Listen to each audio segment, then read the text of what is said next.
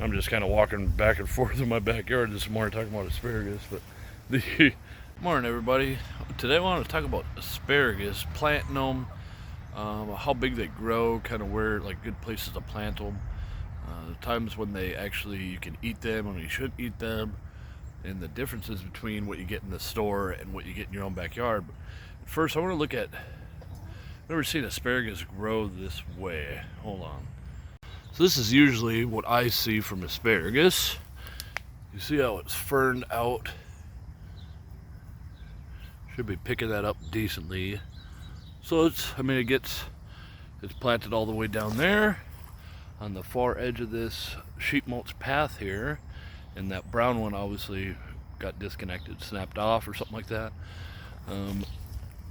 Just like where this one's planted, this one's a little bit shorter, but it's started to fern out, and it's a female plant, so it's putting on seeds. And same with these longer ones. They're just different types. Like one's a Mary Washington and one's something else, you know.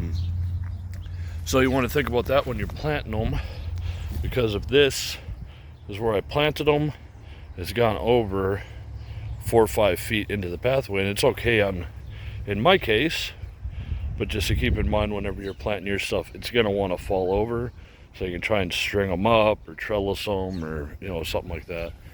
One thing I haven't seen before, and this is actually why I started filming this morning, was asparagus. It turned into a little tree. If anybody's ever seen that before, but it's only a foot or so tall. It came up. I guess we had snacked on it late in the year, and it just became it just formed into a little tree. And then it must be a specific type of asparagus, I guess, that just naturally trees out more. But I have a number of them. Like this one on the right here, this one didn't even fern out. The one right next to it has. And you can see it's a growth pattern, I suppose, because this one right here ferned out, and it's a male. Well, I don't know. But this one has a similar, what I would expect from a growth pattern. But on the very same one, it has treed out. It's very weird. I guess it's okay. I just never seen the ferns to be that thick. So let me tell you why I actually I have them all planted here. So first off, when you're planting asparagus, don't worry about the time of the year or anything, as long as you can get a shovel in the ground and you can get some of those crowns in. I would say plant them now. I have a whole bunch planted just randomly throughout my food forest. I would like to actually do more, but what we've been doing is we've been putting them in pots so we could try and sell them as a package deal to some people in our city. It's part of a foodscaping type of business thing. We can see right here. Maybe you can see. I'll have to flip the camera around. Let's have random asparagus planted here. There's a little peach tree that's kind of struggled since last year. But that's all in the wild, long, tall grasses. And I especially wanted to get some that were going to be in the most beneficial place, so they got as much nutrient as possible. So I picked this mulberry and the drip edge of the mulberry, and 3.5, 4 years ago I'd started all the way over here and I'd started sheep mulching. So all this longer stuff with there's asparagus all along here, there's a comfrey, all of this here has been planted out with different things like honeyberries and whatnot. And I had started planting asparagus on the other end, and I'd done them every 6 inches or something like that, and it was real tedious. And then when I got to this point, I kind of gave up on the finesse, and I just dug a big trench and just dumped a whole bunch of crowns and just buried them. So that's why they're so close to each other in here. And they're intermixed with a little dogwood that's there that came up naturally. I have other smaller ones, and then of course really large ones that are taking over this area. It actually worked out pretty well because, like I said, they will grow and then they're going to fall one direction or another. They're probably going to fall toward the sun.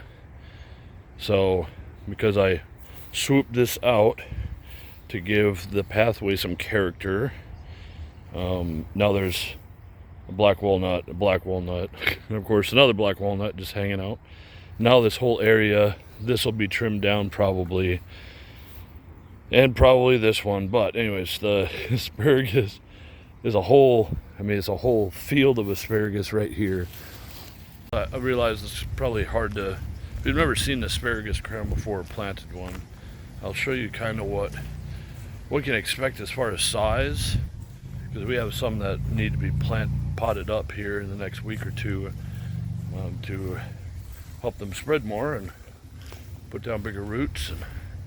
And so here we are. We have a little area here. I know it's going to be hard to really understand, but let's focus on the asparagus. So that is one crown. That is one crown, and so is that one in the back. So when we put these in, if they were laid out evenly, all three of these would be touching. The roots of the asparagus, the crown is just a little knob, and then there's like 8 to 10 stronger or thicker roots that come out. That's how I've always gotten them. But from that point, they just get larger and larger and larger. So these are actually this big, only this big because of the pot that they're in. So what we need to do is we just need to put these into this is what, a 5-gallon pot? We need to put them in a 10-gallon, or figure out some other way, possibly even lifting all of this up and putting more dirt down so that it has more weight, more places for the roots to grow. I'm just kind of walking back and forth in my backyard this morning talking about asparagus, but the asparagus come out really early here in Indiana. Right around mid-March is when I start snacking on them. We've still had snow into April, and we'll still have asparagus, and it seems to depend on which variety. And I always plant everything in like threes. So there's purple asparagus, Millennium, Mary Washington, and just another random one. And I always seem to order, no matter what it is, if it's apple tree or peach or pear or anything like that, I always order them from different nurseries, and I buy mine mostly online. We do have a couple of decent nurseries around here. Their prices are just a little crazy, so sometimes I don't always have the option of buying large trees from there, and have to buy them from Stark Brothers or Jung or something like that. But I'm super happy that I bought them, because right early in the spring, when there's nothing else growing, there's asparagus, and asparagus are amazing. The chickens love it, and it kind of shows me that the season is starting. So if I haven't already placed plant orders and I'm seeing asparagus, then I'm already too late.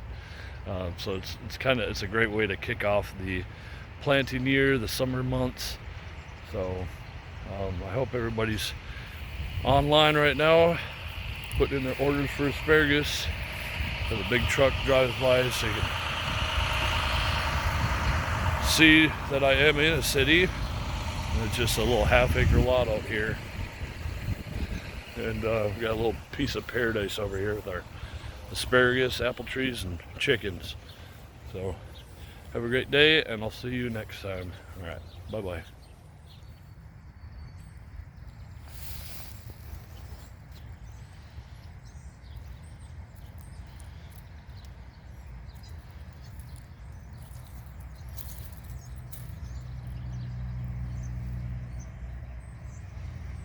Sorry, I forgot. I wanted to mention, really the reason why you'd plant anything in your own backyard versus getting it from a store is if I haven't had asparagus in Indiana for 2 months, how can I buy it at the store? Well, by making it as unnaturally as possible. So there's such things as greenhouses, right? So you can grow things throughout the year. You can figure out ways to get by controlling temperature and air and the sun and all that stuff. You can get things to change how they grow. However, most of it comes from different parts of the world. So an asparagus spear that has to drop thousands of miles from a different part of the world is not something that I would call sustainable. If permaculture is anything, it would be, try to be sustainable. Planting anything from, or eating anything from that far, from a different country, even a different state, seems a little bit questionable to me. I don't understand how in Indiana, one of the most temperate regions in the planet, with a super long growing season and plenty of land, why we can't just eat our asparagus in the spring and then have some mulberries in early summer, and then eat gooseberries and currants in the middle of summer while we're chowing down strawberries and raspberries. It's just it just seems like a much healthier, more connected way to the planet to eat food that's grown locally. And even if you don't have much space, there are co-ops and cooperatives and things like that grow all this food naturally that you can buy boxes from. You can get a special order package from them, things like that. That's much more economical, really. Just because you don't spend all the money on the asparagus of the plant in the store, the environmental cost is pretty high. We don't see it in the price yet, or we're starting to.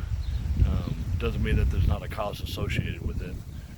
Also, as far as nutrition, all of my stuff is organic. There's no pesticides, there's no chemicals sprayed on anything. It's all natural processes that the planet has been using for millions of years, and it's gotten our species to this point. So it's kind of a process that I trust, and also it's just very nice to be able to be around your food and connected to your food, and much healthier.